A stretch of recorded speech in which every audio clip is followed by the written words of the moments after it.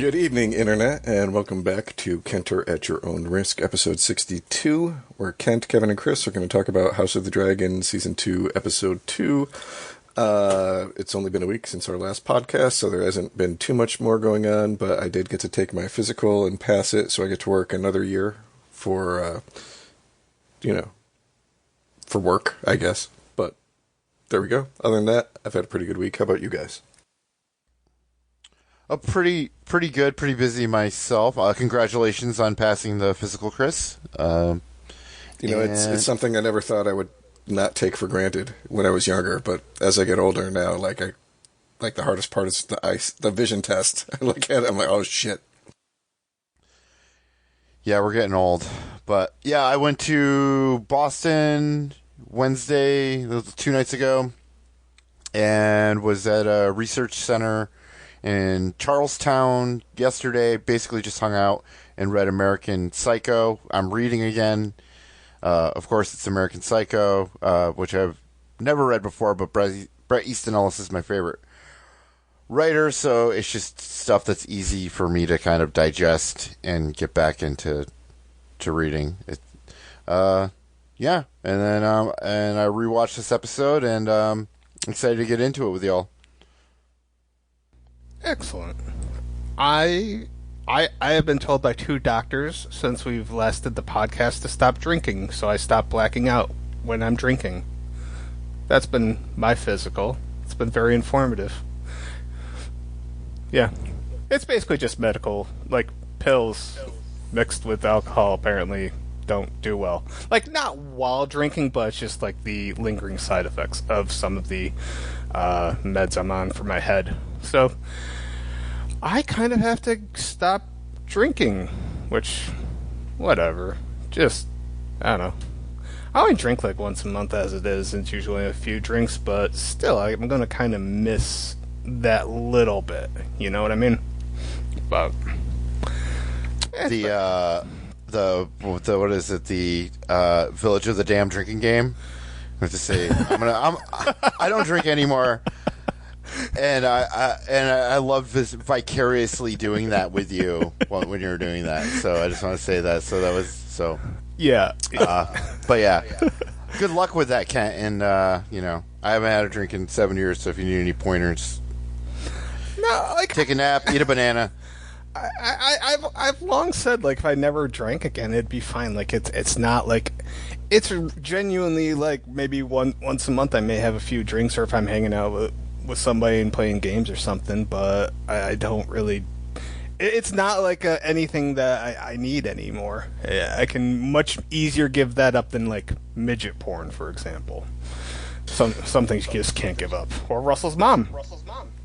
Every time I try to say something and somebody else drops a bomb, and I have to hit the mute button again. Well, I got the joke in for us, Chris. So there we go. There we go. We should have no audio issues for this podcast then. Yeah, that sucks, man. I don't drink very often anymore either. But like, the girl whose house we play D&D at works at a liquor store, so she always has a stocked bar, and I'll have like a Schlossenhaffels, which is like a Crystal Weissen mixed with like grapefruit juice or something like that, like once a week. But outside of that, I very rarely get alcohol at my house anymore. My wife doesn't really drink, so it sucks when you're sitting there drinking by yourself, feeling like, I'm not really an alcoholic, but, with just a couple more drinks, I could be.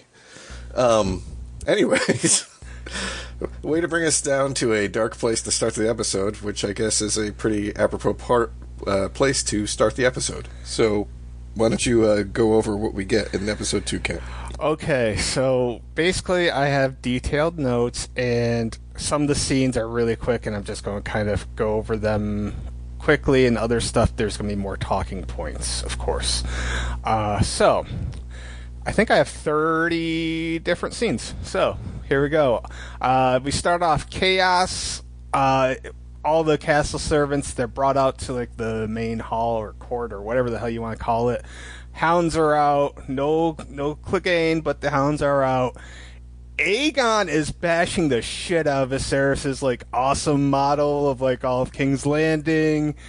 he's declaring war, blah, blah, blah. Aemond is doing the cool Daryl Dixon, prowling around, but, that's pretty much it. Rest in peace to Viserys's awesome model.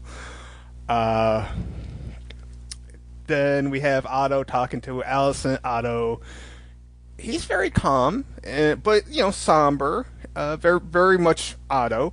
Al says that the gods punish her, and he suggests that some good may come of this, which I think at that point we all kind of have a general idea of what's, the wheels are turning in his head. I did find it interesting, Al saying that the gods punish her. Is that, like, Chris, do you know if that's kind of like any lingering theme that we might be getting moving forward, since we had the candles last week and we have, this stuff this week? I mean, I don't know, man. I never read the book that this was based on, because for the most part, it's got some, like, accounts in it, but it's still like a history book versus, like a novel. I mean, I know the general outline of what happens just because I, know the history, which is why I was able to answer the question that you asked in our chat earlier this week. But, I don't know the specifics. I know very few specifics, I should say. So, and they've already taken some liberties with just the order and stuff, because, like, for example, there's a whole other child that they haven't even thrown into the mix, because at the point we would be at in the book compared to where we're at now would be 10 years in the future. So they were like, we didn't want to add another character, who wouldn't have even been born for another 3 years at this point into this situation. Because I don't think they wanted to do a second time jump after they did the first time jump in season 1, and people were bitching about, the different actors and actresses and whatnot. So they basically pulled an iron claw, because for those that don't know the true history of the Von Erichs, there was a whole other brother that they didn't even include in the movie, but he died so similarly to another of the brothers that they just kind of almost combined it. Like, they just basically left one of the brothers out for time purposes, I guess. So, I mean, that's why Alicent is only a year older than the actor who's playing Aegon, her son. That makes sense. Yeah. Really? Yeah. People were going big on that one when I was watching it this week. I didn't know that. I get the feeling, because I mean, we also later on have a talk about like absolution. I don't know. I feel like this is going to be a theme that we get this season. That's my immediate nitpick radar. But anyway, our first big scene is happening here. We got the small council. We got Aegon flipping out. He's asking Crispin where he was when all the shit went down. Crispy Swanson says that, he was abed, which we all know he was betwixt what's-her-tits knit legs. Larys, he gimps in. They caught Commander Blood. Aegon's like, let's kill him immediately. Otto's playing the long game. Let's get some info. The council agrees with Otto. Then they get, it becomes, the thing for a second. Everybody's like, ooh, do we trust anybody in this room? But they don't do any blood test.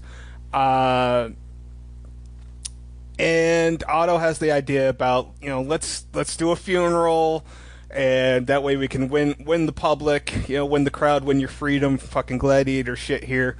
Get some sympathy from, the city. That'll help their cause in their hunt against Rhaenyra. And one thing I want to throw out here, which just confused me, I guess it's probably just how they talked, maybe. Otto refers to Jaehaerys as his grandson, but Jaehaerys would have been his great-grandson, so do they just not even bother saying great in Westeros? No, he was his grandson. Yeah, Otto's Alicent's dad, and Jaehaerys was Alice. Oh, you're right. Probably just you're right. Probably just ignoring the word "great" and just anything that's beyond grandson is still just grand, I'm guessing. Yeah, I mean, like when I wanted to get a day off from work when my great-grandfather died, I just said my grandfather died instead of saying it was my great-grandfather. Fair enough. So what'd you guys think of... Kevin, what'd you think of the scene? The one with The council and all this. Yeah. the council. Oh, well, I mean, it was great to watch old Crispy kind of like think of something to say. The Westeros gigolo, like I was doing my second job.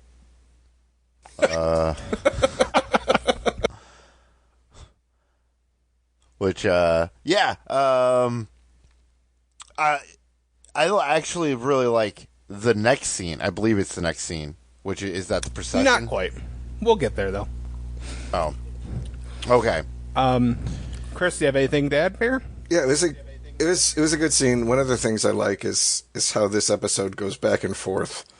Like I think, I mean, if you think back to episode 1, I think it's hard to feel very much sympathy for the Greens until the end, and this episode, I think, and we'll get into it later when we get on, does a great example of going, now you feel sympathetic for the Greens.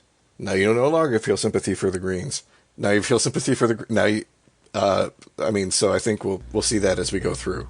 But yeah, I like the ambiguity of a lot of the scenes in this episode.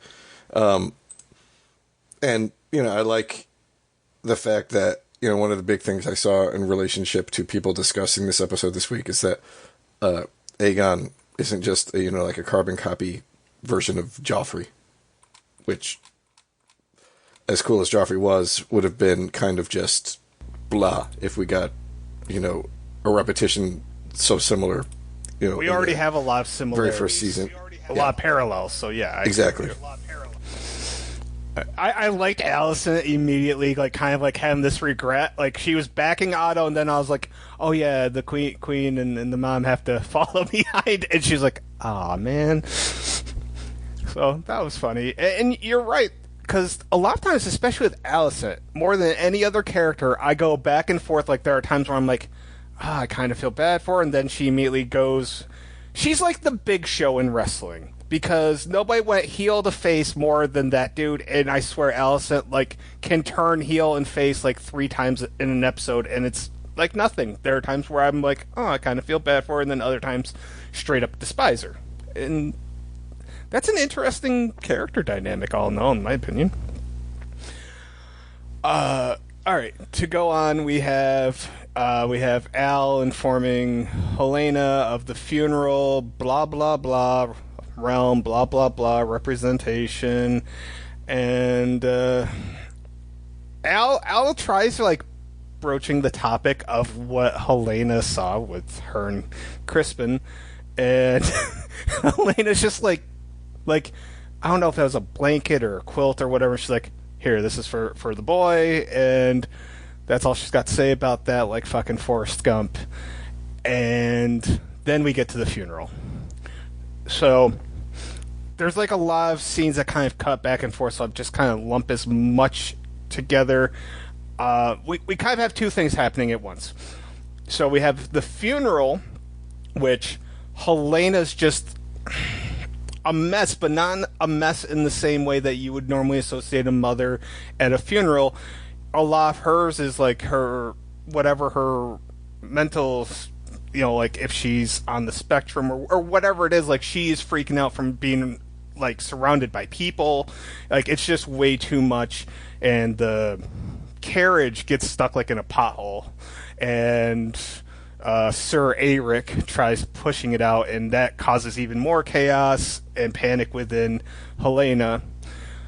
While that's happening simultaneously, Lars comes into a room with Blood. He has these instruments of torture, and Blood just looks at it, he's just like, nope, here's what happened. Daemon offered money, I was with some rat catcher dude, will you spare me? And Lars like, I'll be kind, but I can't say much for the king. And then Aegon comes in, does his best impression of fucking Negan, and wails him in the head with I don't know, a scepter, I'm thinking? I don't know.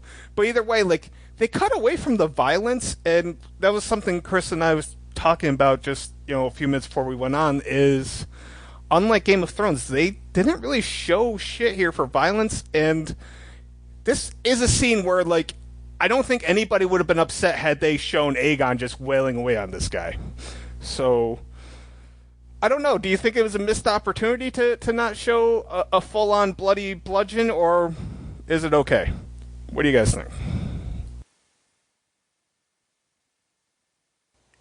I mean, I don't think it's a missed opportunity, but it just does. It just definitely feels like there's a different set of sensibilities over what they're trying to portray here.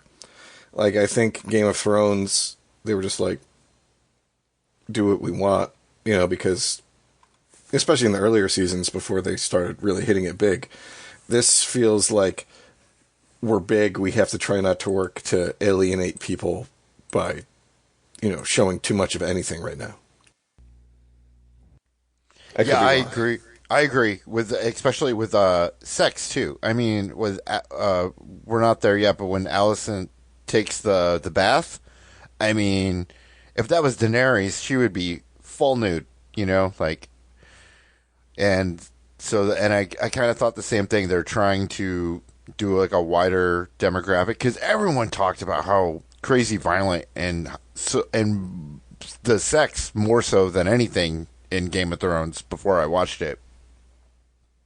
So, like, it was like graphic nudity and just a very graphic show. So, but yeah, I thought it was fine. I mean, I think they're doing well with the suspense and the intrigue of it. So, yeah, but don't get me wrong.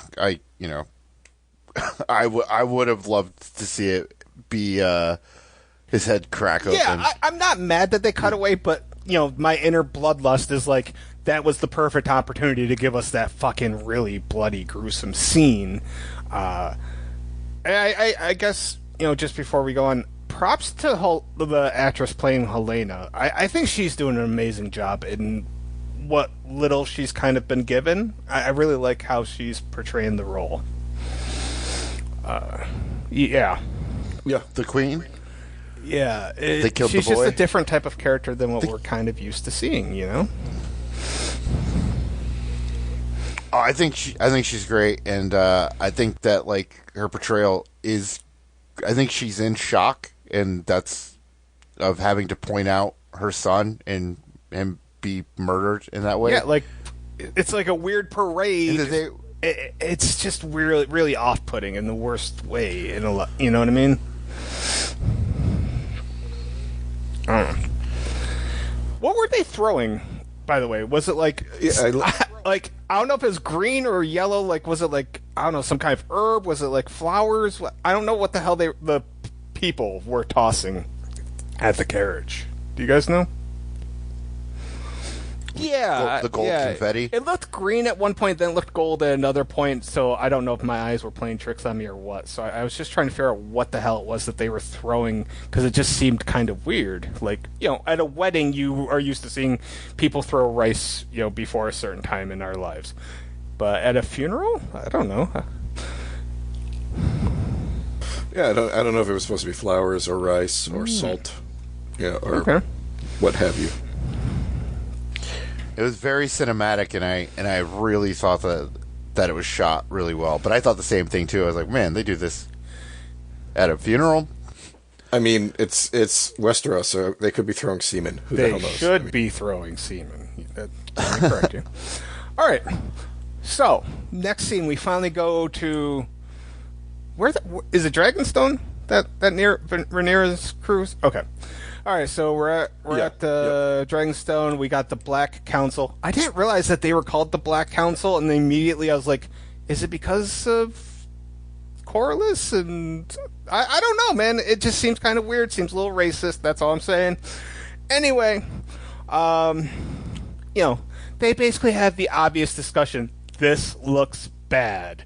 And, what was it? Sir Alfred's like, wondering, did Rhaenyra order a hit?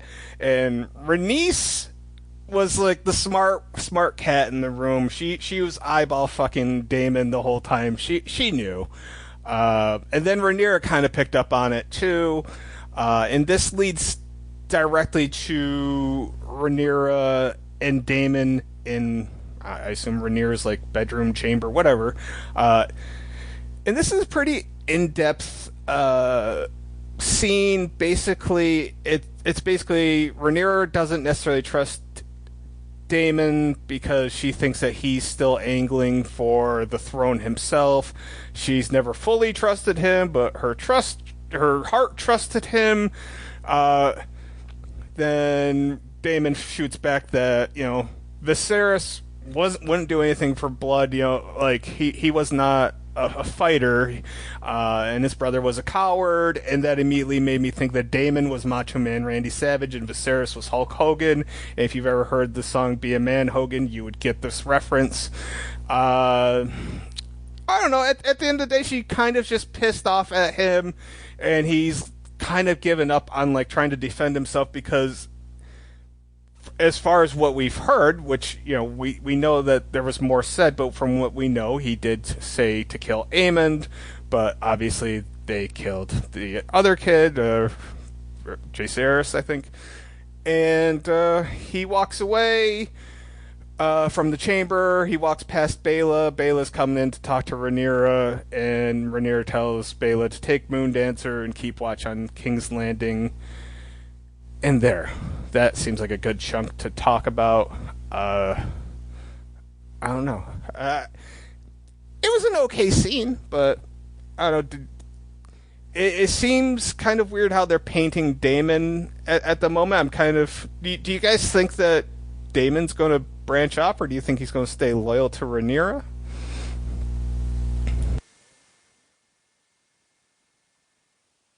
I mean, my opinion is that Daemon is probably the biggest slime ball of the entire show. And it is hard to see. But yeah, he's always going to look out for himself. And, he doesn't come out and say, hey, no, I'm okay with you being queen. And, he never says that when she asks, right? Right. Changes the subject. Probably making it about himself again. So, yeah. I mean, do you guys think, like, I like Matt Smith. I think he's doing a terrific job of this character, and I like the fact that we can kind of see everyone's perspective and, like, angle, and especially his in this scene, because we do actually know that it was a mistake, but he's still a slime ball. He's creepy uncle. Yeah, I mean, Daemon is like, I don't think we have, or at least we haven't really found, like, our Jon Snow yet, or our Ned Stark, people who are just unambiguously good. I don't know if we'll get that in this series, but Daemon is kind of like the Jaime or the Tywin of, this series. He's a slime ball, but he's got charisma, so people still like him no matter the fact that, he's sleeping with he's married to and had kids with his niece. He's marrying his daughters to her sons. I mean, just fucking lot of gross stuff that people are overlooking because Matt Smith He's a little bit like Euron, right? Like, Euron was such a despicable guy, but he was so fucking fun to watch. Oh, yeah. Euron ruled. Yeah. Oh, man. Everything that came out of his mouth to Jaime was awesome. And I think Jaime is actually like a really good comparison because even last season, I remember thinking Daemon has redemption, but also, the incest, the creep factor, that's just part of the show. That's just, like, whatever. But, I mean, it says a lot that people are supporting the Wincest family over, the well, they were not incestuous until, they showed us that Aegon and his sister had, Three kids already. It's a weird position, but I think people come to this show for the absolute bonkers bullshit at times too. What's happened with Rhaenyra, Baela's sister? Like, is she just out of the picture at this point? I feel like Baela's becoming a more important character than Rhaenyra is. Is it just because Luke is dead, or I don't know? She's sitting on the sidelines. No idea. We'll find out if maybe we could find out if we look at her IMDb to see how many episodes she's in this season. But yeah, not into that's effort. More effort than I want to spend right now. So we got quite a few scenes of like one sentences here, but we have a nice little scene where Helena's walking up the stairs and Aegon's walking down, and she's kind of looking at him for like a little conversation, a little support. He just walks past her cold as fuck, and she was upset. Good scene. Then we got Crispin Glover. He's watching servants clean up the death room. Then Rhaenyra spends time with her two youngest, which I thought was Joffrey and Viserys, but it's actually Aegon and Viserys, I think. I think Joffrey's just like this weird middle child that may or may not come into play here. I assume he will. Then, as is tradition in this show, Alicent has a bath. Like, I don't think I've seen a person take a bath so much as Alicent, but here we are.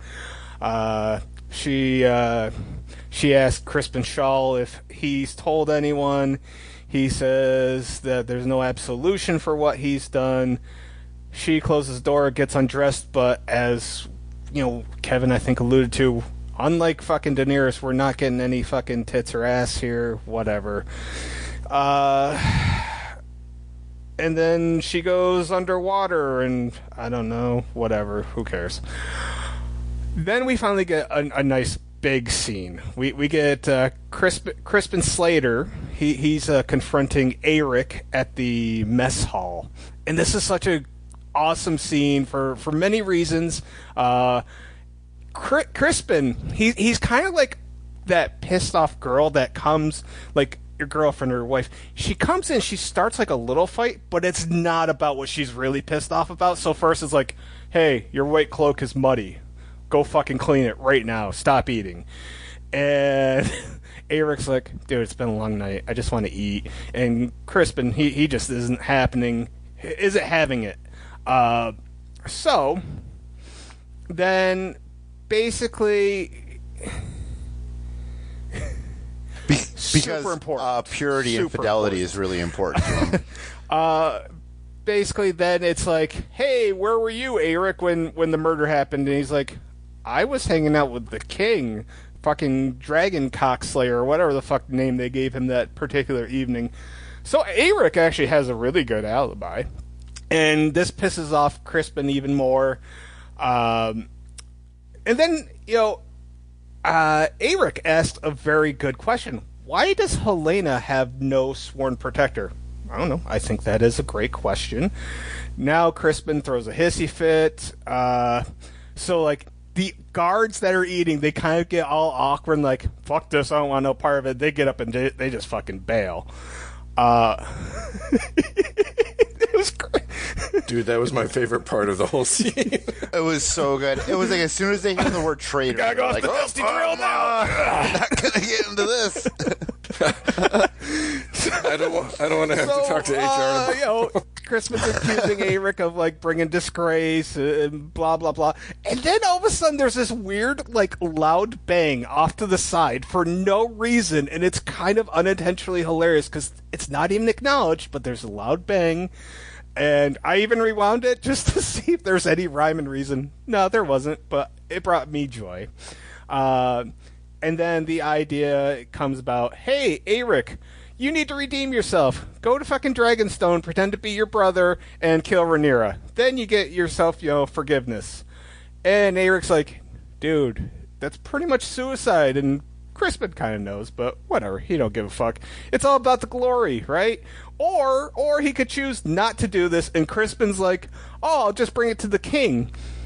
And before I let you guys attack all of this, I thought that was a really stupid point, because I think in my head, if Crispin goes to Aegon's like, well, we need to question Aeric. Well, Aeric was hanging out with Aegon, so wouldn't Aegon just take Aeric's side anyway? Like, it seems like he likes Aeric more than he likes Crispin, so I thought that was kind of I thought it was kind of stupid. But with that being said, big scene. Chris, what you got?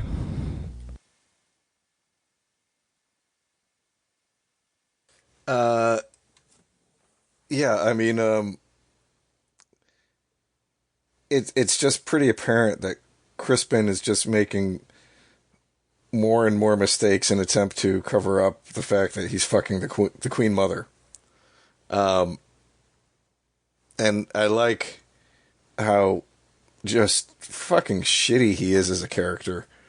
You know, he went from, I'm going to commit suicide because I had an affair with Rhaenyra as a child, well, as a teenager, to now I'm just unambiguously fucking the Queen Mother whenever I feel like it, and ignoring, you know, my duties as captain of the Kingsguard, and then compounding it by lying about it and sending, you know, I think at this point, Eric is the only other named Kingsguard we have in King's Landing.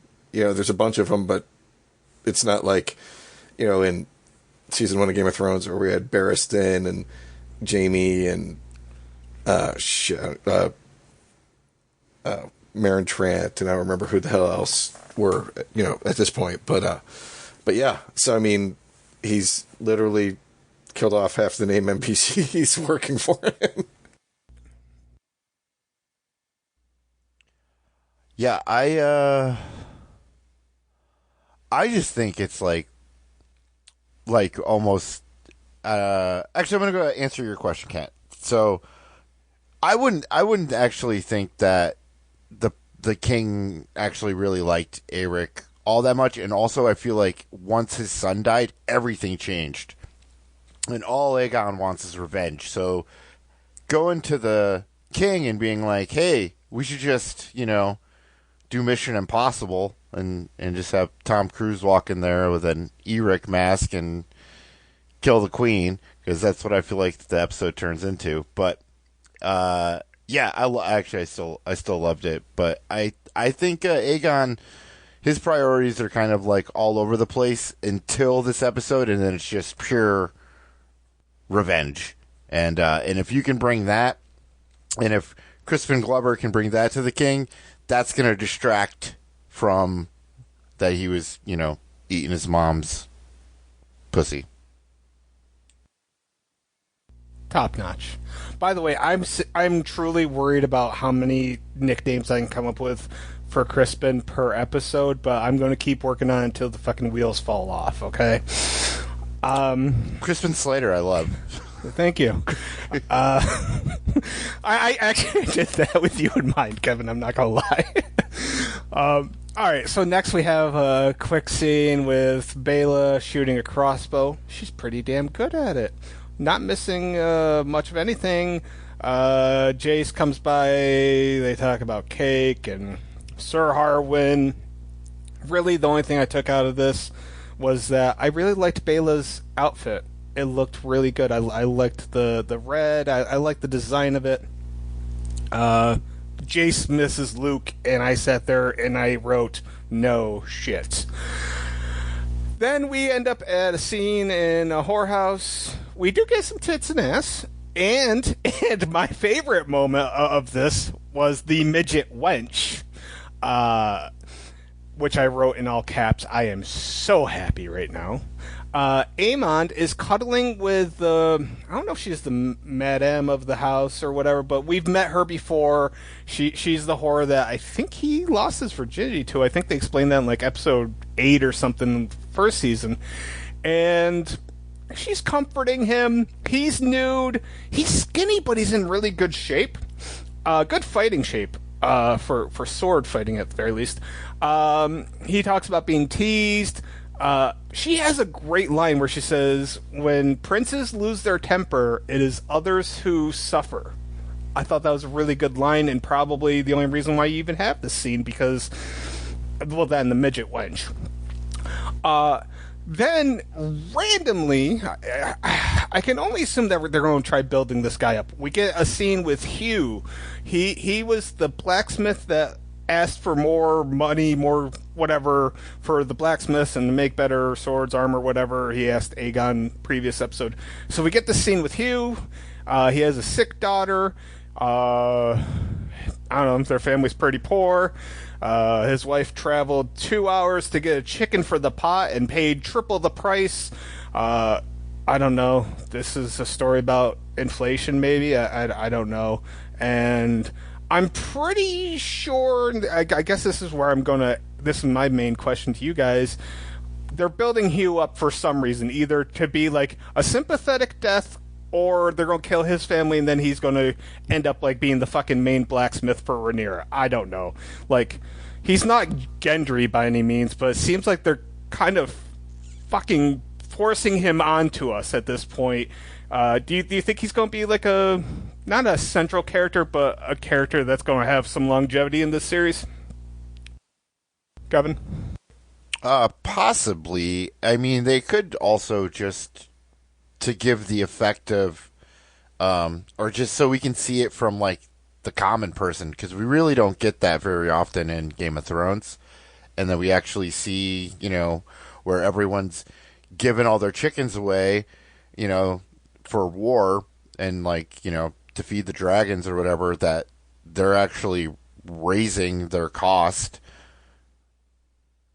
and the only one that's getting paid. And also, it's what I thought in that scene is, I would have just assumed that he would have already gotten his money and we would never see anything of that again. But it's, kind of cool to see that, like, the king hasn't paid, so maybe he isn't actually better, or like the things that I found kind of redemptive, or like thought that he would be a good king. Maybe he doesn't actually have any of those qualities, and yeah, I'll just leave it at that. Yeah, from what I understand, and again, this is to say that I'm not 100% on the backstory. A lot of what I've been seeing is people saying that the common people are going to be a big portion of this season. So Hugh, Alan, the madam they brought up specifically, I forgot what her name is, Adam as well, are all going to be big characters this season and potentially going forward. All right, we're going to get a little Les Miserables here, maybe. That'd be okay. So just to go along with what Chris just said, our very next scene is Alan meeting his brother Adam of Hull. Adam's like, dude, you should work with, you should take a ship and help out Corlys. And Alan's kind of not very receptive. He doesn't really want to do this. He's far more interested in his brother's goat stew, and he really wants to know if the stew has carrots.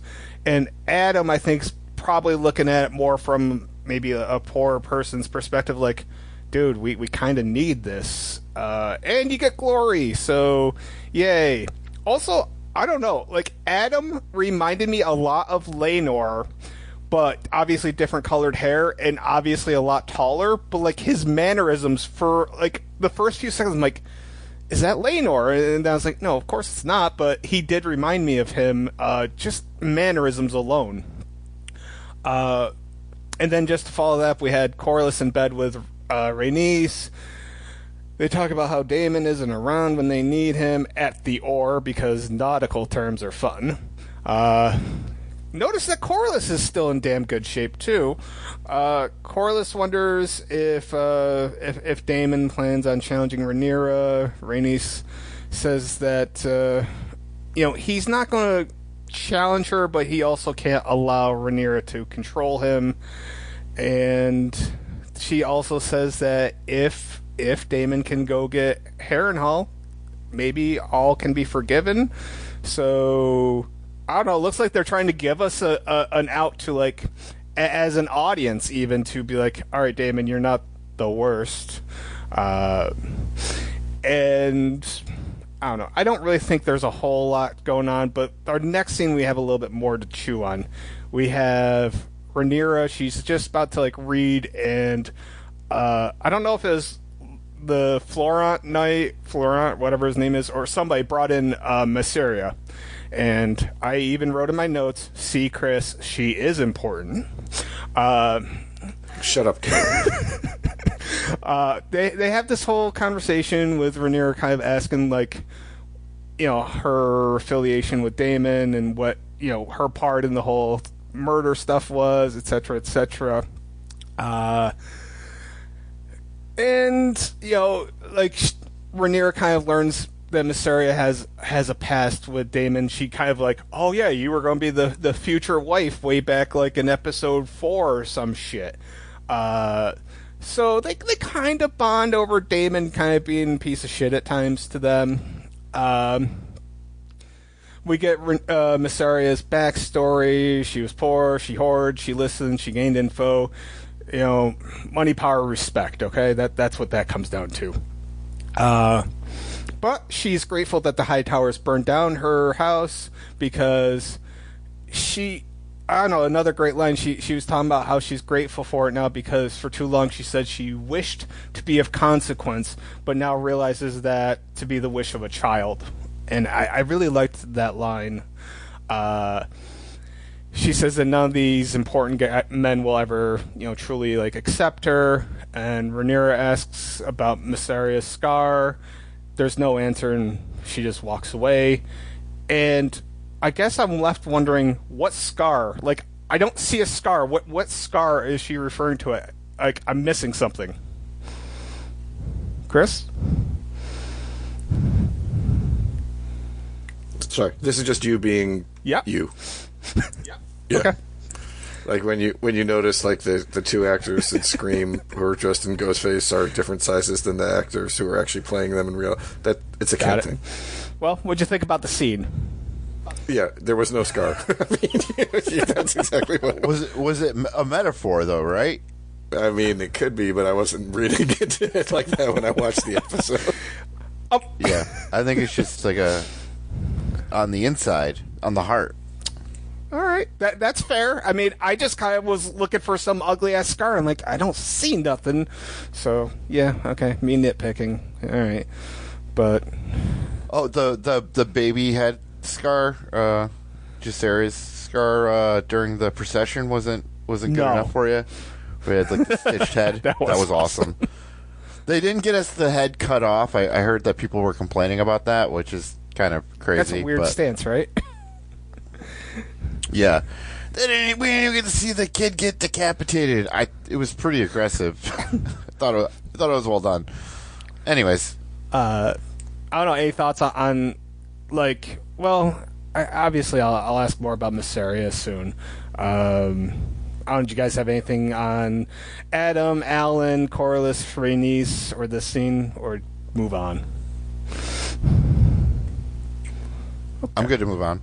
Yeah, I don't really have much to add. I mean, Adam right now just seems fucking clueless. Like, I watched something today that I'll get into when we go over what we watched, and there's another character in it who's like, oh yeah, I completely missed out on the war. It must have been awesome. And I'm like, I was like, that's Adam Hall for you right there. Oh yeah, man, you should fucking go to war, Well, I just want some stew. No, go to war. You fucking get that glory for us. I want carrots. Yeah, it's someone who hasn't been there, right? It's all the glory. Yeah, hype and no reality. Yeah. Like, Okay. you don't even know where I just came?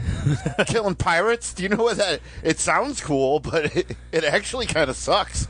Dude, we don't even sing any sea shanties out there, okay? It's not that cool. It's not all grog, and what are you going to do with a drunken sailor? Yes. All right, we have a quick scene where Adam finds, like, a sand crab, sees a dragon flying overhead. Is that what's her face in Moondancer? Yes. Okay.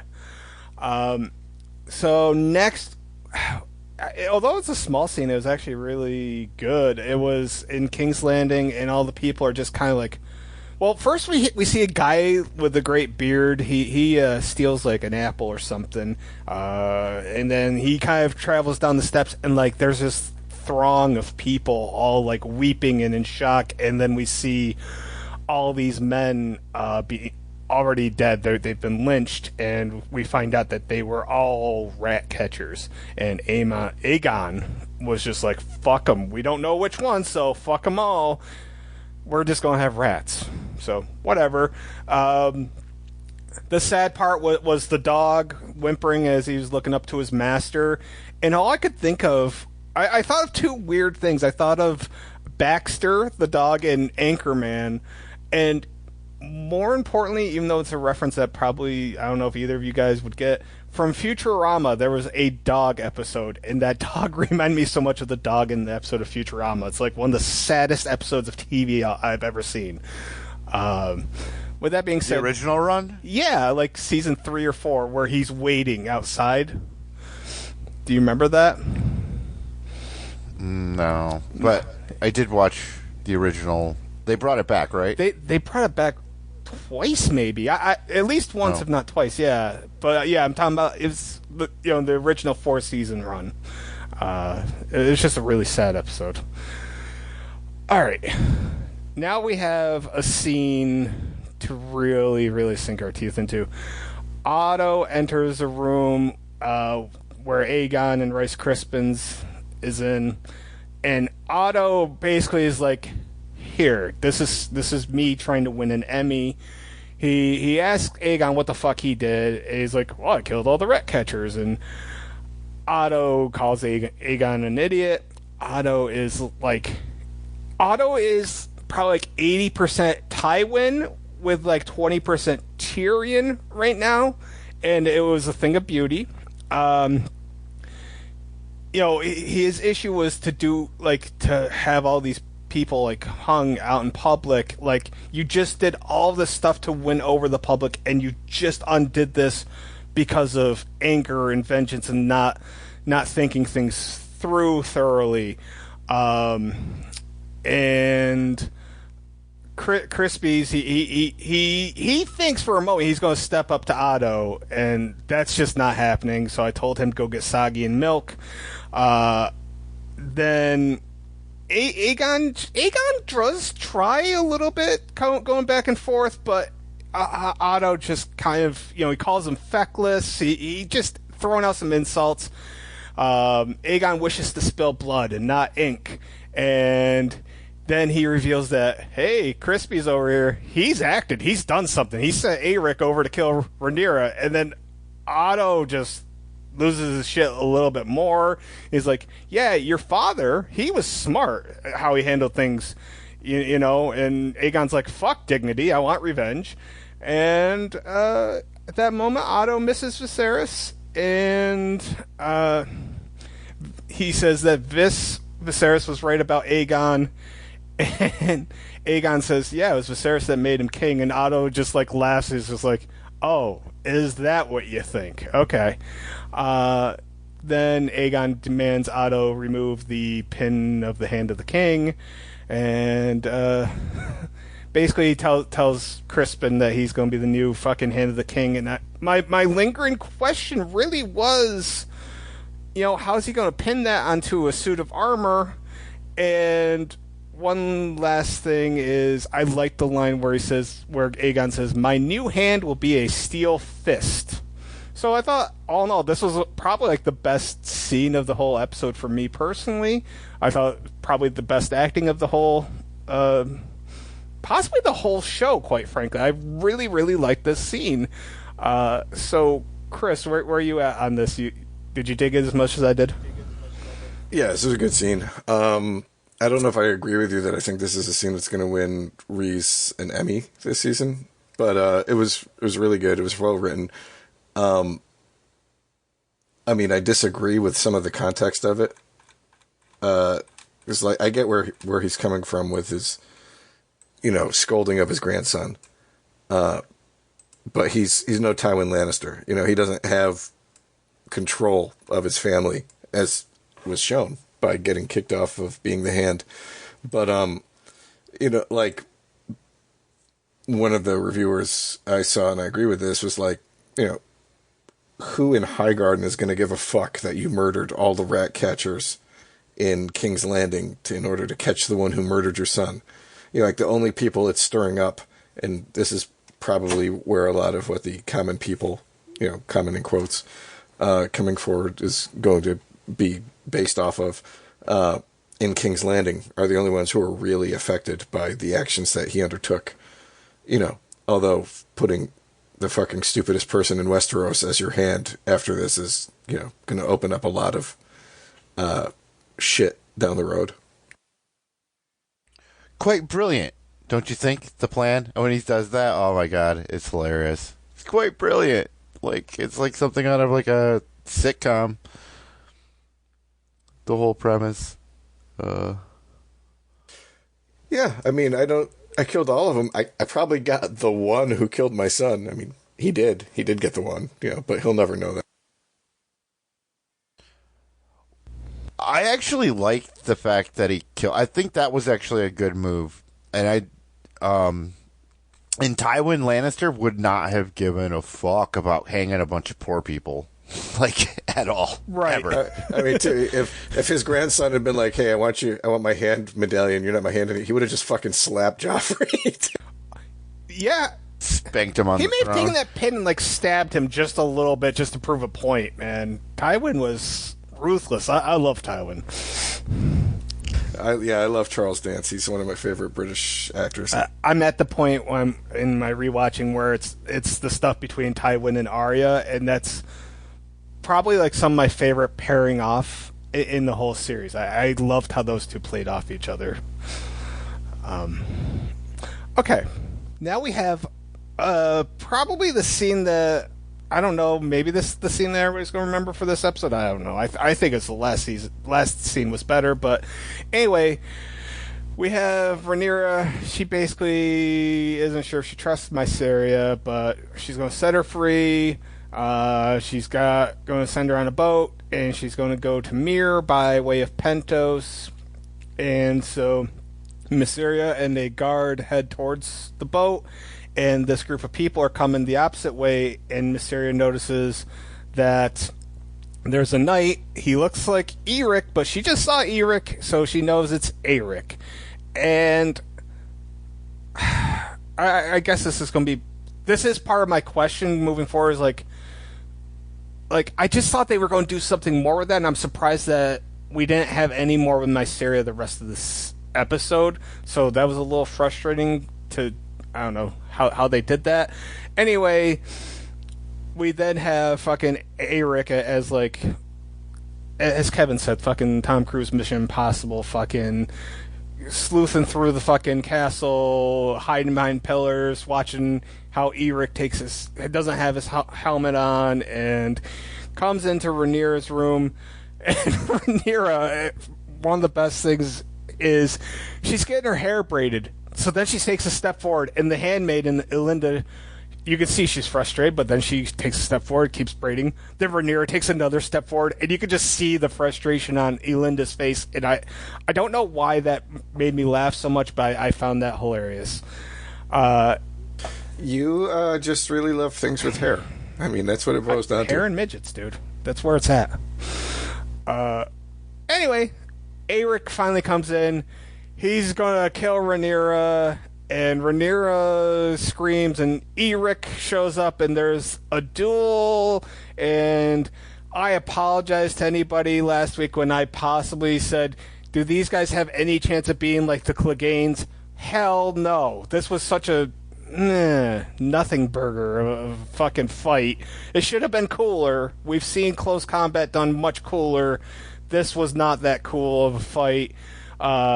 And part of me was kind of hoping, since we have two twins and then we're not sure who is who, like, is the evil one going to win and present himself as the good guy, etc., etc., but we didn't get that. We just got Eric slaying Eric, and then Eric killing himself.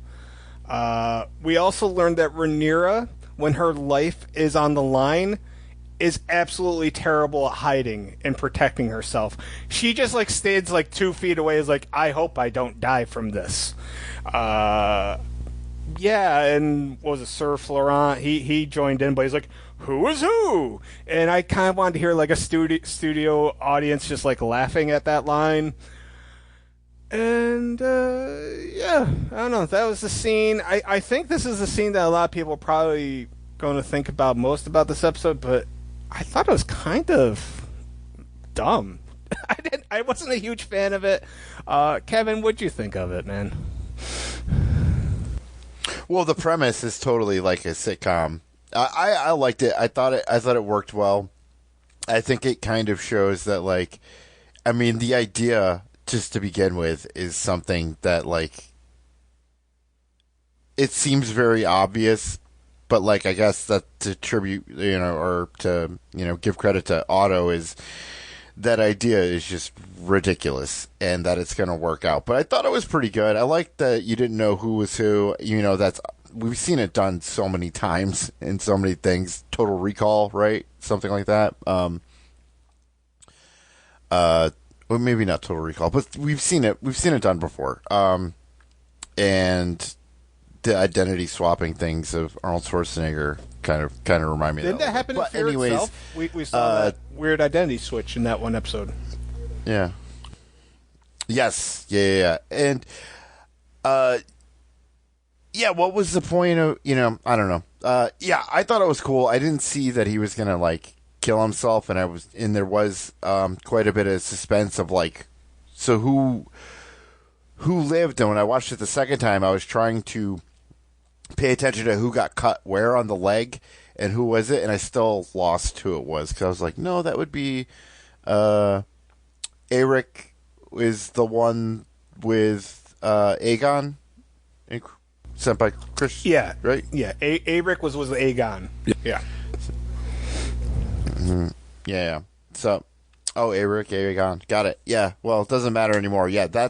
See, you had +1 earlier with Mysaria, old Missy, -1. I took with the big L on the chin there. Yeah. Well, I guess there was 2 of them, so -2. Damn it, Kevin! Stop deducting points. Yeah. No, it was. I still really liked it. I thought it was cool. I liked the suicide at the end was unexpected and well done. I'm more on the Kent side of things. Like, the only thing that they did well with this was I couldn't track who was who. They're twins in the first place. B, they're wearing the same armor, and they didn't leave the one guy's like cloak like stained for us to be able to easily figure it out. The other thing I would say is they did not do a good job of setting up how Eric shows up. I mean, I saw a lot of people claiming they think, Mysaria went to him, off screen and told him. But at the same time, earlier in the episode, they talk about how they're twins and they always know where each other are. So they, have that twin sense. So who knows?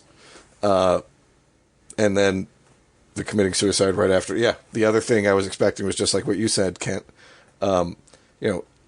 Eric survives and pretends to be Eric to get close to Rhaenyra and, try to take her up. Nope. Dude, not going to see that. It was almost the opposite of the earlier scene in the episode with the funeral procession where the cart gets stuck and you just know the kid's head is going to come off, and then they don't do that, and it's almost more of like a dick tease that they didn't do it than it would have been if they did do it. Yeah.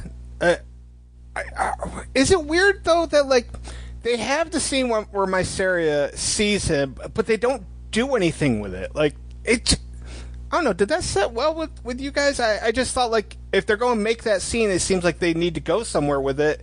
Is there any place to even go with it beyond this? Yeah, like a flashback next episode. I mean, that's, you know that's what's going to happen if they're going to make her important. It just seems kind of wasted. Like, I feel this episode would have been better served to have had a scene where she runs and, informs Eric, and that's how he gets in there rather than the, twin magic or whatever shit. And I don't know. I was disappointed in that, but I feel like it's implied. They show so much else. Give me more Mysaria doing stuff. That's all I'm asking. Also, Rhaenyra really doesn't value her life, right? Were you wearing a helmet? Rhaenyra. Who? What was that? She does horrible at hiding. I felt that. All right, if you're the queen and some assassins in the room, you have time to get the fuck out of the room. Would you have stayed in the room? No, you just have the help. Go get help. Yeah, no, personally, I would have go get the help, but I'm going to run out of the room and follow you. There's no preservation of life there. That's all. Well, she tried, but the door was locked.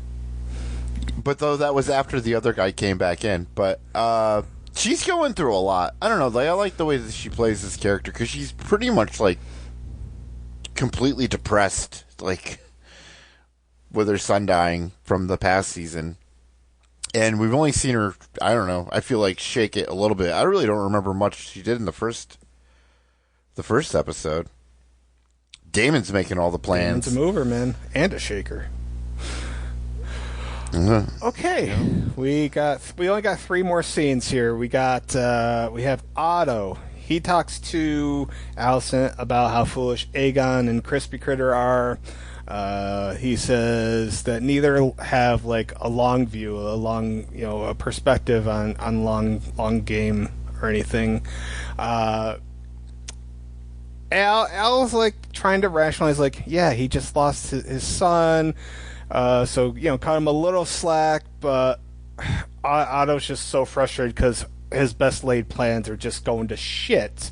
But he wants to go to Old Town because apparently, and Chris can shed some light on this, apparently Alicent has a son called Daemon, which I don't think I've ever heard of. I'm assuming that is also one of Viserys' kids. I have no idea at this point. And he wants to go hang out there, but she's like, nah, Otto, go to Highgarden and schmooze with the fucking Tyrells while Aegon cools off. Otto talks about young peacocks shrieking in feathers, and I think he was also, he was proud of his daughter. And, 2 seconds later, she goes, oh yeah, I've sinned. And he's just I don't want to fucking hear about this shit. He just dismisses her, and she walks away disgusted. So she had that 2 seconds of feeling of pride from him, and then whoosh, gone. We followed up with Alicent. She goes in a room with Aegon, is just weeping. He weeps for about 15 seconds. They never talk or anything, and then she walks away. And then we have the final scene where she goes to her bedroom where Crispine Brinkley is hanging out, and she slaps him twice, and 2 hard shoves, and a slap, and 2 more shoves, and they make out, and Crispin puts her in the finger 4 leg lock, and that's how we wrap up the show. Really, really fucking underwhelming as far as I'm concerned, and I bitched to these guys because I thought that this episode ended on the wrong fucking scene. Quite frankly, I would have rather we didn't even need the last two scenes. I would have rather it ended with her saying that she sinned and he doesn't want to hear of it and she walks away. End credits. I would have rather had that. I didn't need Aegon crying for 15 seconds, and I sure shit didn't need to see Crispin getting his fingers moist. I don't know. Chris, what do you think? Do you think this ended on? Yeah, I think we did. I think the Aegon scene was the best one in the entire episode. So I would disagree with you on that. It really helps recontextualize why he's fucked up as he is. His mom doesn't even she can't even bring herself to fucking sympathize with her son who just lost his fucking kid. Which, at the end of the episode, is a flip-flop back on Alicent, like we were talking about earlier.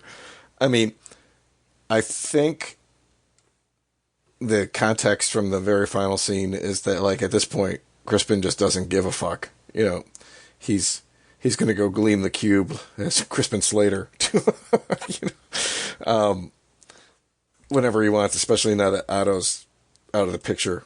To go back to a question earlier, yes, apparently Darren is the third oldest child. Well, so I think it's Aegon, Aemon, Darren, Helena, or whatever, in the order of children that they had. And apparently, like, people were like, does he even exist in this version, since they didn't mention him at all or show him at all in season 1 ever? And he has not been cast yet, but he will be in future seasons, according to the showrunner. Just same thing, like, have we seen Joffrey in... but was that Joffrey or was that Aegon? I think we saw when he was very... I think we saw when he was very young. Yeah. I think. When... Yeah, we saw him after she gave birth, right? And Laenor's like, okay, so yeah, we've seen his name's Joffrey. Joffrey. But at this point, we haven't seen Aegon. So, I mean, like, both sides have, like, a kid who's just fucking missing, so... I mean, and that's not to even mention Mygar, who was the Aegon's son who survived, because it wasn't just the daughter. He had 3 kids as well. So, like, kids are just fucking disappearing all over Westeros in this show. Can we get, like, a spin-off, like, this being, like, Village of the Damned with all the white-haired kids? I kind of want that now. I feel like I need that because some kids are getting underrepresented. Or we're going to have, like, a spin-off with, like, a rat catcher and a Kingsguard from King's Landing looking into all the disappeared, finding your children in Westeros kind of show. A buddy cop comedy thing? It's got to be really dark, though. It. You know, like, these kids are, like, sex trafficked. Oh, God. Yeah, I'd still watch it. It'd be funny. It'd be dark, but I'd watch it. Yeah, Kevin, what do you got? I think Aegon would have been a better way to end it, but I mean, I guess we kind of get to see old, was it Christian Cole? Is that his name? Straight up? Kristen Cole, yeah. Kristen Cole? Kristen. Yeah. Go from fucking Aegon's mom to fucking Aegon's granddad right in front of him. Taking his spot. I thought that was, and then going back to fucking the king's mom. So, Westeros Gigolo, full effect. And yeah, I thought the crying was kind of important because we kind of get to see this kid is a mess, and he is, I don't know anything about the book or like anything, but I would be like, just the way Game of Thrones goes, I would be really surprised if he makes it through the season, but like, I don't know. But yeah, I thought this episode was great. I thought I think it's a little bit easier that it's starting to get going compared to season 1. I'm not going to complain about the time warps, but it was a lot because I'm starting to soak in, like, the first couple episodes and what's going on, and then they like fast forward and I get like super confused. So yeah, 2 episodes in, I'm really hoping to get to some crazy stuff, because I mean, remember in Game of Thrones, what was the is it the Battle of Blackwater? Yeah, that was at the end of season 2. Yeah. So like, yeah. And that was, we didn't even see anything close to that epic, up until that point. Would you guys agree? Yeah. So Absolutely. So I'm very hopeful, and I think this season I'm more I'm digging it more because it's got the groundwork. I thought season 1, when I watched the first season 1 of Game of Thrones, I'm like, oh my god, this feels like it's almost like its own kind of completed thing. But then season 2 we get Robb Stark, who I could barely even remember from the first season, a little bit with Theon, but first time watching it. So with that in mind, I kind of am starting to grasp it more and more, I guess, with each season and spinoff or whatever. So that's what I got. I had a really good time. So Yeah, it was a good episode. I really enjoyed it.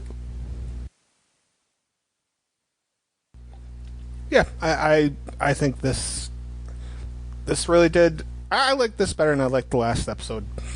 So, like the last episode, basically, for better or worse, basically had 2 scenes that I really liked. This had a lot more scenes that I liked sprinkled throughout the episode. So, yeah, I liked it. I'll ask my Game of Thrones just for anybody that's not paying attention every week or every episode, whatever, for this season of House of the Dragon. I'm going to ask a question about Game of Thrones based on season. So this was episode 2. I'll do season 2, and I posed the question to the guys: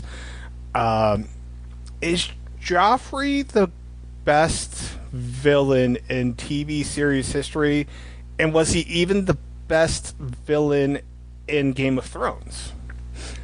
I figured that we're just going to get a lot of random funny answers, and that's all I was looking forward to. So, Good I mean, going.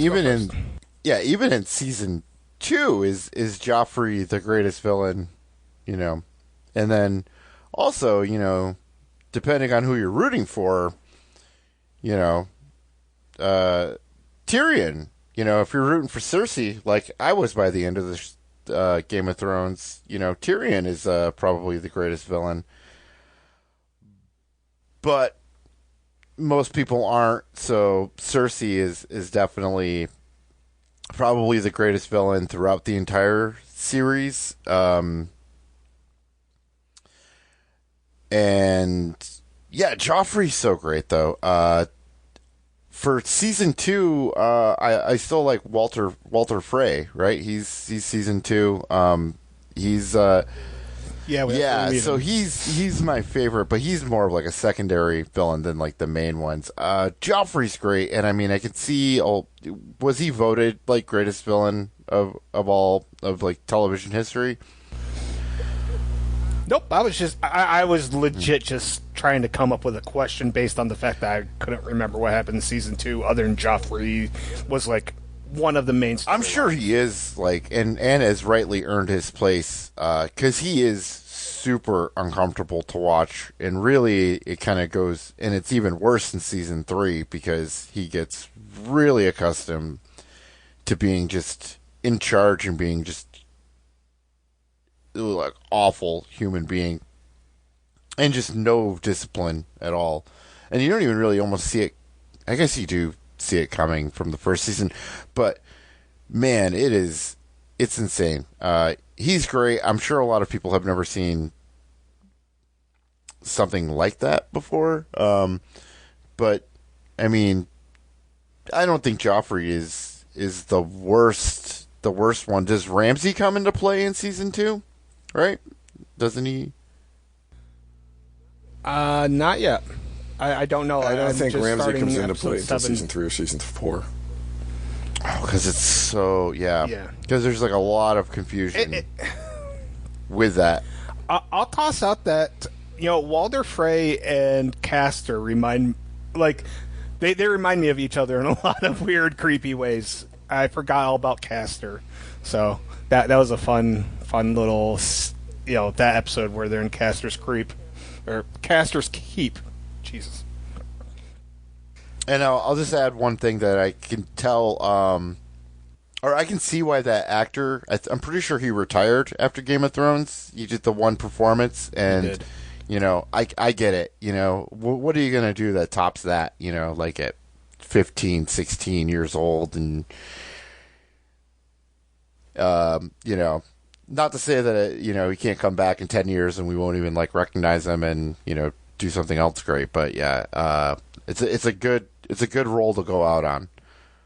I think it's kind of the same thing with the guy who did Draco Malfoy. Like, he's still acting, but nowhere near as prevalent as as Daniel Radcliffe or Emma Watson or even Rupert Grint have been over the course of the time since the movies have ended. So was that the end of your? Yeah, go ahead, Chris. I don't even know if I think he's the best Game of Thrones villain, but no, I mean, like, I can't. If you had to think, if I would say a villain from another TV series, who the best villain is, who do you think I would say?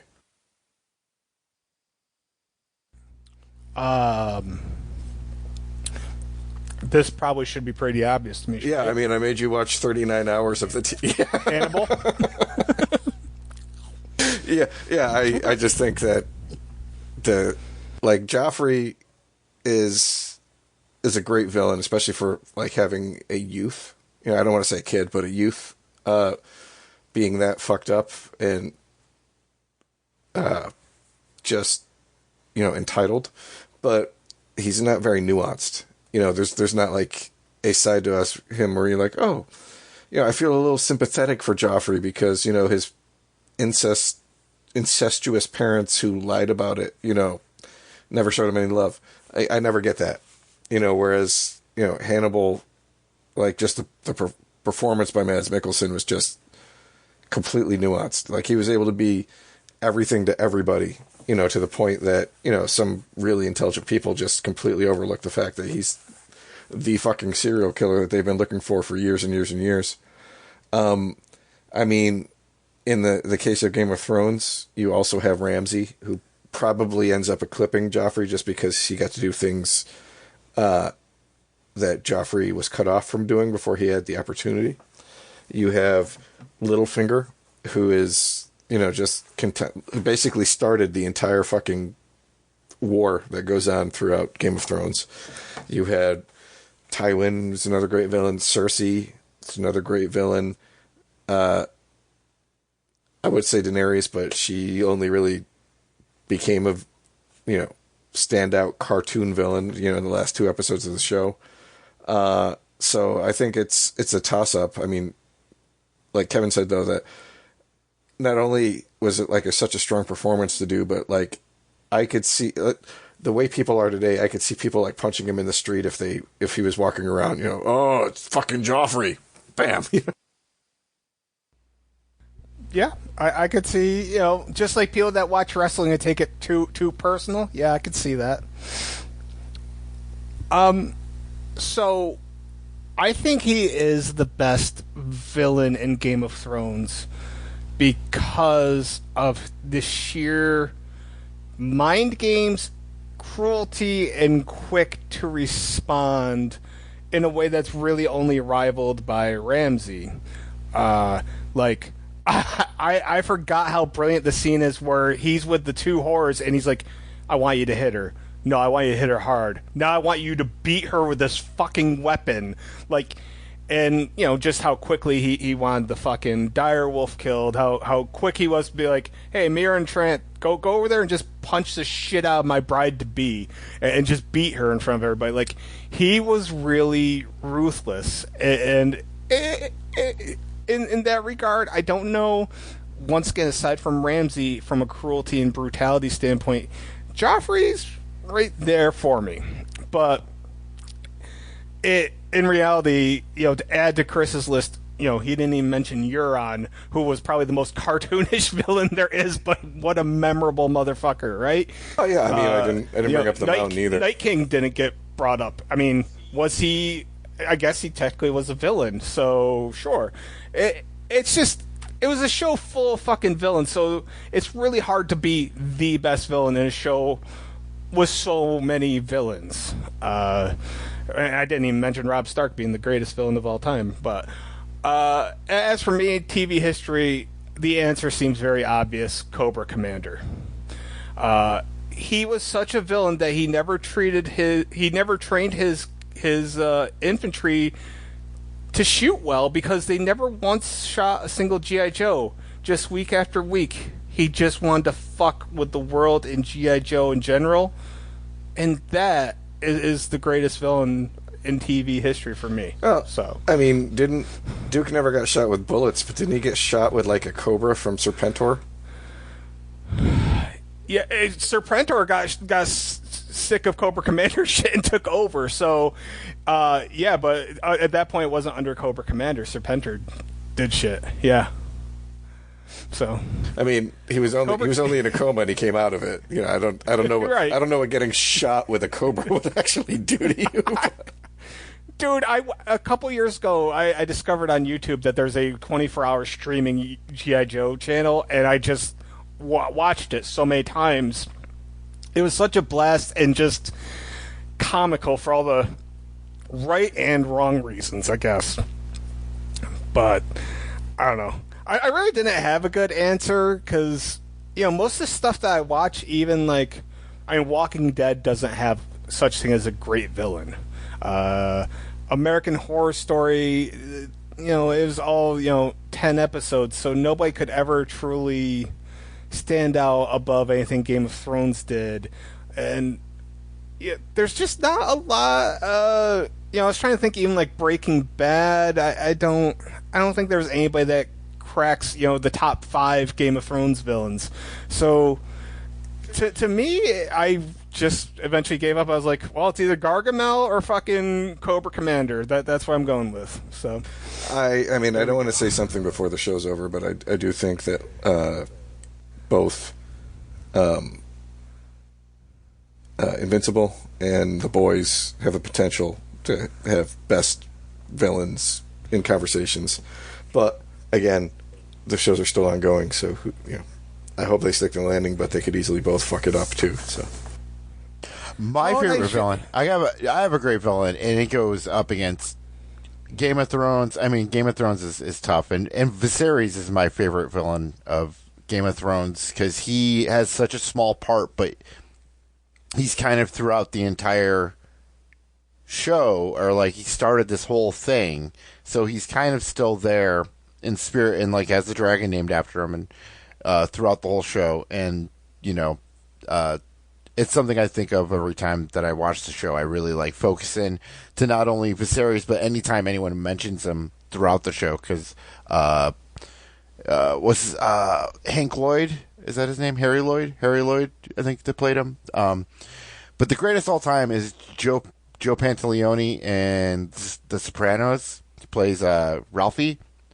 Oh man, it is amazing, and he is one of the most vile. When I tell people, they think less of me because I love him so much. But that's my answer. So, have you guys seen The Sopranos?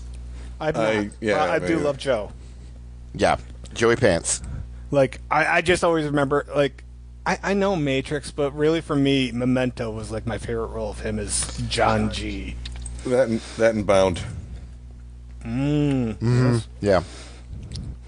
I promise, next week I'll try to come up with an actual good question. But I think my favorite role for Joey Pants, though, is the captain in Bad Boys.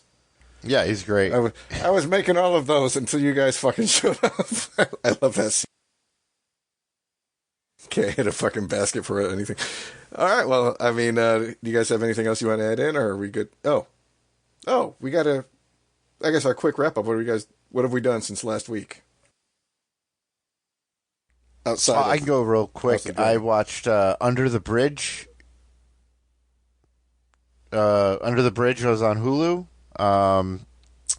with Riley Keough and Lily Gladstone. It's like a true crime, very missing girl murder case. It's pretty awesome.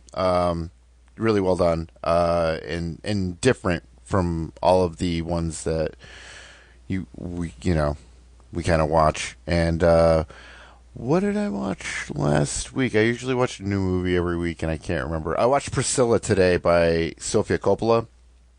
I'll just kind of end with that. I finally have now watched all 8 of Sofia Coppola's movies, and she is one of my favorite directors. And Priscilla, not something that you guys probably would dig, not the tone of the show, but yeah, it is definitely an interesting take, and I did not expect to like it as much as I did. Yeah, so, and it's a little bit weirder than I thought it was going to be, but when you think about it, I guess not, but I'll leave it at that. And I have really I've been watching Game of Thrones, while usually that's on my laptop. I've been playing Elden Ring, been kind of doing 2 characters, and I've been editing podcasts. Like, I banged my head 3 times on Monday, and that has fucked me up this whole week. Like, today I've almost fallen twice in my apartment because I'm very woozy, so it's been a great week to do stuff like this, and I haven't really watched a whole lot aside wrestling. Like, I got a little bit caught up on wrestling, and that is really been my whole life the past week, has been Elden Ring, Game of Thrones, podcast. Yeah. That's it. Did I tell you guys last week that I watched Talk to Me? I don't remember. I don't think so. No. That was the movie I was trying to remember that I had watched. Yeah, I watched Talk to Me. That's on Showtime, right? Yes. I think I watched it through Paramount Plus, because we have the Showtime subscription to it. It was really good. I haven't seen a ton of Australian horror outside of, was it Wolf Lake and Lake Mungo? Wolf Creek and Lake Mungo. Wolf Creek and Lake Mungo. You should check out The Loved Ones. Yeah, I know you've told me to see that before. And The Babadook. You've seen Babadook. Oh yeah, the Babadook. But I should say I probably haven't seen much Australian, like, 2020 on horror. How does that sound? It sounds like probably that's the only movie that I could think of that's in that range. So good on you. Yeah. So I watched that, and just tonight I watched Godzilla -1, which was really, really good. Really, I mean, I know it didn't win, like, Best Picture Oscar, but, I could definitely understand how it's, a Godzilla Oscar winner, which is, I never thought I would be saying those words in the same sentence at all growing up in the 80s and 90s.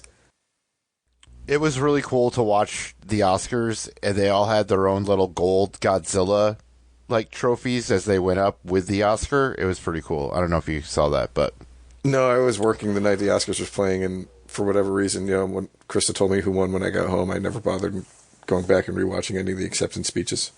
But yeah, it was a really good movie. I would recommend anybody who hasn't seen it to see it, and it's on Netflix right now. Everyone says that. They said I think Kevin Smith said that the actual human story is interesting, and usually no one cares about any of that. So I thought that was interesting. Yeah, it was good. It definitely, I like the characters in the 2014 Godzilla. Yeah, I thought, partially because I was a soldier, I could relate to that. But outside of that, every single one since then in the legendary Godzilla movies, I haven't given a fuck about the human. And for the most part, with the exception, I think, of 2 of them now, they've bounced from characters to characters in the movies as they've gone along. So yeah, I really enjoyed that. Godzilla was threatening too in a way that I haven't seen very often. Like Shin Godzilla was the last time I remember seeing, threatening Godzilla like that. Either typically lately he's either like the hero saving the humans from another monster, or you get something like the Roland Emmerich 1998 piece of shit. Great soundtrack. I like that movie, but it's one of those movies that I think is a great movie but it's a terrible title. Like, it's just not a Godzilla movie, but it's a Jurassic Park ripoff. Really, that's exactly what it was. Like, you get more baby Godzilla / Raptor action in that than you do Mama Godzilla through the whole thing. Yeah. I you got to go back and watch those movies with a grain of salt. I mean, I hated it when I don't know if I saw it with you. I know I definitely saw it with Eric. Yeah, I think we saw it together. Yeah, and it had its moments, Jean Reno. But anyways, yeah, get off. Don't get me started on Roland Emmerich. It's someone I've hated, and then I've come to really like his movies. So, but there are a handful that I like, and there are a handful that I'm like, oh man, I'll never get that 2.5 hours back. Fair. I never watched it. Either you watched the sequel to Independence Day? Yeah, I did actually. One time. Was it regret laden? I want to watch it again, but I mean, I'll probably watch Independence Day. But it's a movie that I've always really liked, but I probably wouldn't own it because I've seen it so many times and it's always on. And every time I try to watch it in the last 4 years, I just don't finish it for whatever reason because I've seen it so many times. So it's kind of long. But yeah, you know what? They do one really, really cool thing with Bill Pullman. Is excellent at it as the president, former president, alcoholic, but it doesn't really fit with the rest of the tone of it, and it's not all about him, or it would have been better, but I didn't hate it as much as I thought I was going to. Fair enough. Yeah, there are a lot of, like, what's the word I'm looking for? Like, all of the main characters' kids are all friends, or lovers, or rivals, contrivances in the movie that, kind of work because it's a movie, but at the same time, if you think about it, like, in what world is the president's daughter going to be hanging out with, David's kids and, killing Will Smith off screen so they don't have to have him in the movie? That kind of stunk. And Goldblum in the original, was quirky, but he wasn't Goldblum yet, if you know what I mean. And in this one, he's just full on Goldbluming himself all over the place. But yeah, there were some interesting ideas and some cool action scenes, but like the storyline was kind of all over the place too. So, I don't think we'll ever get the sequel that they set up at the end of that one, but it was okay. It's worth a watch. I don't know if I would necessarily buy, like a DVD or even a digital copy of it. Been there, done that. So I own it. I just never watched it. So, yeah. I mean, if you have it, it's worth watching once. Gotcha. It's you mentioned 4th of July is coming right up. Of course. It's weird. So Chris mentioned A24, and I realized because I got a free 6-month trial for Paramount Plus with Showtime, and I was like, oh, they have an A24 section, but so does Max. And I'm like, now it's just confusing. I don't know, maybe it's bad, but quite frankly, I just want all A24 on one streaming, so I don't have to divide my attention between two. That's all I'm asking for. A little consolidation.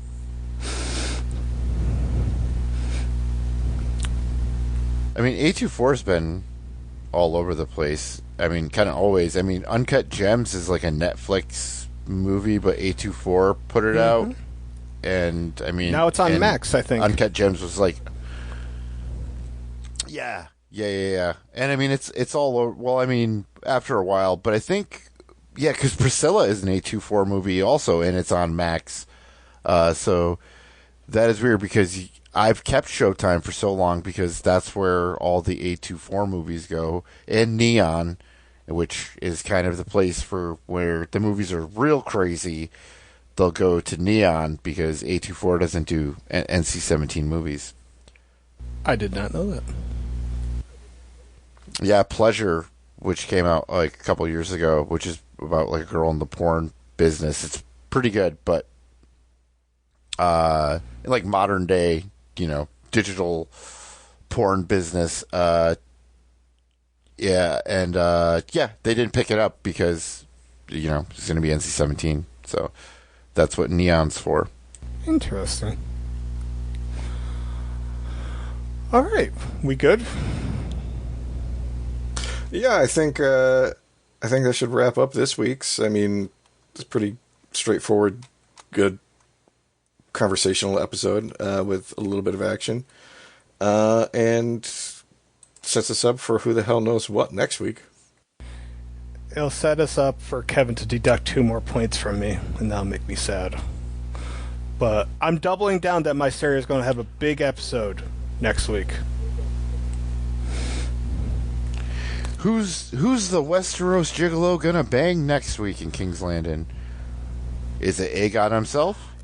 Why not Helena? Give her another son. Oh, she can use the comfort right now. I think that's a fine thing to have happen. Also, he's gonna be like, "Oh, she needs a bodyguard. I got that covered. Don't worry about it." She does. Are they brother and sister? Did you guys say that? Yeah. Aegon and Helena are brother and sister. I didn't actually. I mean, that sounds familiar now, but I'm like, I didn't remember that from the last season. Do you remember her when she was like playing with the centipede when she was younger, or whatever the fucking bugs were? No, but when you guys said that, it kind of like clicked. Wow, the incest runs so deep. Who's gonna bang who, or who related to who is going to have a mongoloid? Watch for the next House of the Mongoloid, Season 2, Episode 3. Mongo like beans.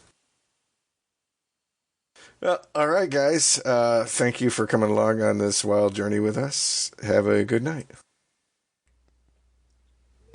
Man, did you see those pelts? David Gordon Green.